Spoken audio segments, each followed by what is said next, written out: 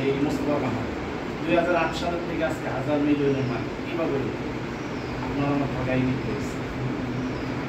যাই ওই পর্যন্ত না যায়, আমরা আসলে সবচেয়ে গুরুত্বপূর্ণ একটা শ্রমিক।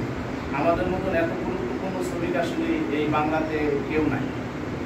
কিন্তু দুর্ভাগ্য আমরা প্রত্যেক শ্রমিকের কিন্তু কর্মঘণ্টা আছে, আমাদের কিন্তু কর্মঘণ্টা নেই যে আমরা কত ঘন্টা গাড়ি চালাবো।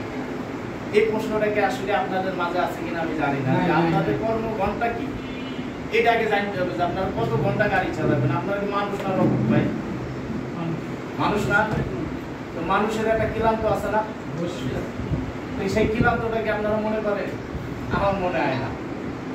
যাই ওই পর্যন্ত যাচ্ছি না।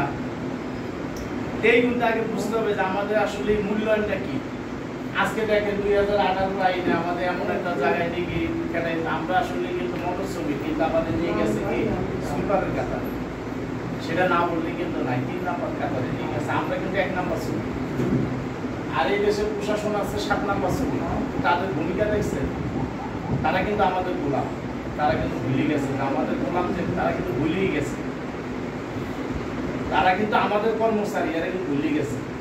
কিন্তু আমরা ভুলাই দিছি, কারণ কি জানেন, আমাদের বিভিন্ন যে সংগঠনগুলি করছি, এই সংগঠনগুলি আমরা গুরুত্ব ভূমিকা দিয়ে আমরা জবাবদিহিতা করি নাই।